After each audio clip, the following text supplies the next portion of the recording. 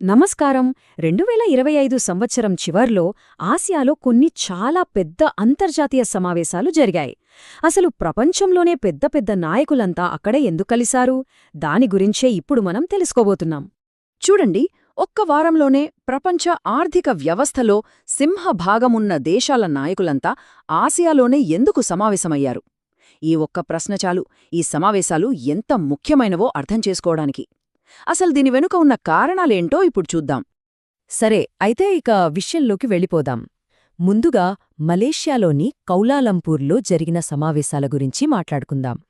ఇక్కడ ఒకేసారి 3 పెద్ద సదస్సులు జరిగాయి: ఆసియాన్, ఆసియాన్ ఇండియా, ఇంకా తూర్పు ఆసియా శిఖరాగ్ర సదస్సులు. అసలీ ఆసియాన్ అంటే ఏంటి? దీని పూర్తి పేరు association of south east Asian nations, అంటే ఆగ్నేయాసియా దేశాలన్నీ కలిసి ఏర్పాటు చేసుకున్న ఒక కూటమి అన్నమాట. ఆర్థికంగా, సామాజికంగా కలిసికట్టుగా అభివృద్ధి చెందడమే వీరి ప్రధాన లక్ష్యం. ఈ టైంలైన్ చూస్తే మనకు ఒక విషయం స్పష్టంగా అర్థమవుతుంది. ఆసియాన్ అనేది ఏదో నిన్న మొన్న పుట్టుకొచ్చిన సంస్థ కాదు. 1967లో కేవలం 5 దేశాలతో మొదలై మెల్లమెల్లగా విస్తరిస్తూ దశాబ్దాలుగా ఈ ప్రాంత భవిష్యత్తును తీర్చిదిద్దడంలో చాలా కీలక పాత్ర పోషిస్తోంది. ఇక 47వ ఆసియాన్ సదస్సు వివరాలు చూస్తే అక్టోబర్లో కౌలాలంపూర్లో జరిగింది. అయితే ఇక్కడ మనం ముఖ్యంగా గమనించాల్సింది ఏంటంటే, ఈ సదస్సు యొక్క థీమ్ సమ్మిళిత మరియు సుస్థిరత. అంటే కేవలం డబ్బు, వ్యాపారం గురించే కాదు, సమాజంలోని అందర్నీ కలుపుకుపోతూ పర్యావరణాన్ని కాపాడుకుంటూ ముందుకెళ్లాలనే వాళ్ల నిబద్ధతను ఇది చూపిస్తోంది. ఇది చాలా ముఖ్యమైన విషయం. ఈ సదస్సు ఎంత ముఖ్యమైందో చెప్పడానికి ఈ జాబితా ఒక్కటి చాలు. చూడండి, అమెరికా అధ్యక్షుడు Donald Trump, China premier Li Qiang, ఇలా ప్రపంచంలోని పెద్ద పెద్ద దేశాల నాయకులంతా ఇక్కడికి వచ్చారు. అంటే ఇది కేవలం ఆగ్నేయ ఆసియా దేశాల మీటింగ్ కాదు, ఇది ఒక గ్లోబల్ స్టేజ్ అన్నమాట. ఆసియాన్ సదస్సులతో పాటే సమాంతరంగా 22వ ఆసియాన్ భారత్ సదస్సు కూడా జరిగింది. ఇక్కడ చర్చలన్నీ ప్రధానంగా ఒకే అంశం చుట్టూ తిరిగాయి. అదేంటంటే, ఇప్పటికే ఉన్న స్వేచ్ఛా వాణిజ్య ఒప్పందాన్ని ఇంకా ఎలా బలోపేతం చేయాలి అని. ఈ విషయంలో భారతదేశం చాలా స్పష్టంగా ఉంది. ప్రధాని నరేంద్ర మోడీ వర్చువల్గా ఈ సదస్సులో పాల్గొని ఆసియాన్ దేశాలతో స్వేచ్ఛా వాణిజ్య ఒప్పందాన్ని బలోపేతం చేయడమే మా లక్ష్యం అని గట్టిగా చెప్పారు. ఇది భారతదేశం యొక్క యాక్ట్ ఈస్ట్ పాలసీలో ఎంత కీలకమో మనకర్థమవుతోంది. ఈ చర్చల ఫలితంగా ఒక ముఖ్యమైన నిర్ణయం కూడా తీసుకున్నారు. అదేంటంటే, 2026 సంవత్సరాన్ని భారత్ ఆసియాన్ సముద్ర సహకార సంవత్సరంగా ప్రకటించారు. ఇది కేవలం ప్రకటన కాదు, భవిష్యత్తులో సముద్ర రంగంలో కలిసి పనిచేయడానికి ఒక బలమైన పునాది వేసింది.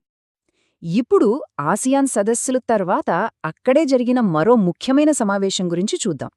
అదే తూర్పు ఆసియా సదస్సు, లేదా ఈస్ట్ ఏషియా సమ్మిట్. ఇది ఆసియాన్ కంటే ఇంకా పెద్దది.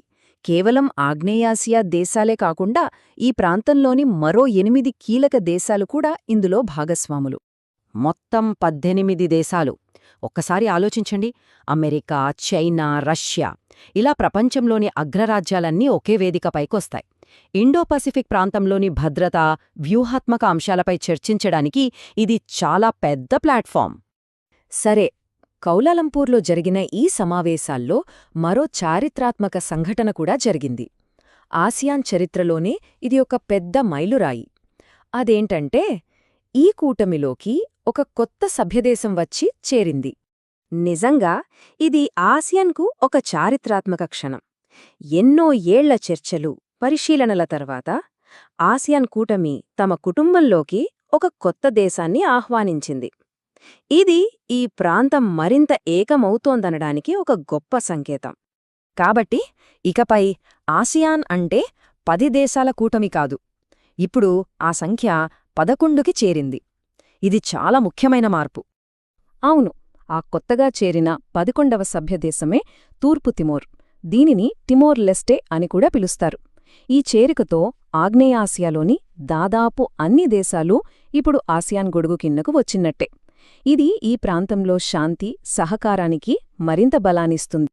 సరే, మలేషియాలో జరిగిన ఈ ముఖ్యమైన పరిణామాలను చూశాను కదా. ఇప్పుడు మన ప్రయాణం దక్షిణ కొరియా వైపు.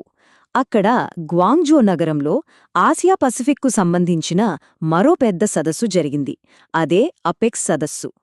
అపెక్ అంటే ఆసియా పసిఫిక్ ఎకనామిక్ కోఆపరేషన్. పేరులోనే ఉంది కదా. దీని ప్రధాన ఉద్దేశం ఆర్థిక సహకారం. ఆసియాన్లాగా ఇది రాజకీయ, భద్రతా అంశాల్లోకి అంతగా వెళ్లదు. దీని ఫోకస్ అంతా వాణిజ్యం, పెట్టుబడులపైనే ఉంటుంది. ఇక గ్వాంగ్జోలో జరిగిన 33వ యాపెక్స్ సదస్సు వివరాలు ఇవి. ఇక్కడ కూడా థీమ్ గమనించండి. సుస్థిరమైన రేపటిని నిర్మించడం. ఆసియాన్ సదస్సులో కూడా ఇదే పదం విన్నాం. అంటే ఆసియా దేశాలన్నీ సుస్థిరమైన అభివృద్ధి వైపే చూస్తున్నాయని స్పష్టమవుతోంది. చూసారా, ఇక్కడ కూడా వాణిజ్య ఒప్పందాల గురించే చర్చ. ఈసారి అమెరికా అధ్యక్షుడు ట్రంప్ భారత్తో ఒక వాణిజ్య ఒప్పందం కోసం చర్చలు జరుపుతున్నామని చెప్పారు.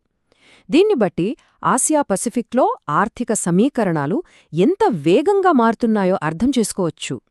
సదస్సు ముగింపులో అపెక్స్ నాయకులు కొన్ని ముఖ్యమైన తీర్మానాలు చేశారు. వాళ్లు కేవలం వాణిజ్యం గురించే కాదు, ఆర్టిఫిషియల్ ఇంటెలిజెన్స్ లాంటి కొత్త టెక్నాలజీ సవాళ్లను ఎలా ఎదుర్కోవాలి, జనాభా మార్పులు తెస్తున్న సమస్యలను ఎలా పరిష్కరించాలి అనే విషయాలపై కూడా కలిసి పనిచేయాలని నిర్ణయించుకున్నారు. సరే, ఇప్పటిదాకా మనం 2 వేరువేరు చోట్ల జరిగిన 2 పెద్ద సదస్సుల గురించి మాట్లాడుకున్నాం. ఒకటి ఆసియాన్, మరొకటి అపెక్. మరి వీటన్నిటినీ కలిపి చూస్తే భవిష్యత్తుకు సంబంధించి మనకు ఏమర్థమవుతోంది? మరోసారి స్పష్టంగా చెప్పుకోవాలంటే ఆసియాన్ అనేది ఆగ్నేయాసియా దేశాల సమగ్ర కూటమి. అంటే రాజకీయాలు, భద్రత, ఆర్థికం అన్నీ చూస్తుంది. కాని అపెక్ అనేది పసిఫిక్ తీర దేశాల మధ్య స్వేచ్ఛా వాణిజ్యాన్ని ప్రోత్సహించే ఒక ఆర్థిక వేదిక. రెండిటి పరిధి, లక్ష్యాలు వేరు. అయితే ఈ 2 సంస్థలు వేరైనా 2025లో జరిగిన ఈ సదస్సుల ద్వారా కొన్ని ఉమ్మడి లక్ష్యాలు మనకు స్పష్టంగా కనిపించాయి. మొదటది సుస్థిరమైన భవిష్యత్తును నిర్మించడం. రెండవది ఆర్టిఫిషియల్ ఇంటెలిజెన్స్ లాంటి కొత్త టెక్నాలజీని అందిపుచ్చుకోవడం. మూడవది ఆర్థిక సహకారాన్ని, వాణిజ్యాన్ని మరింత పెంచుకోవడం. ఈ 3 అంశాలు ఆసియా భవిష్యత్తుని నిర్దేశించబోతున్నాయి.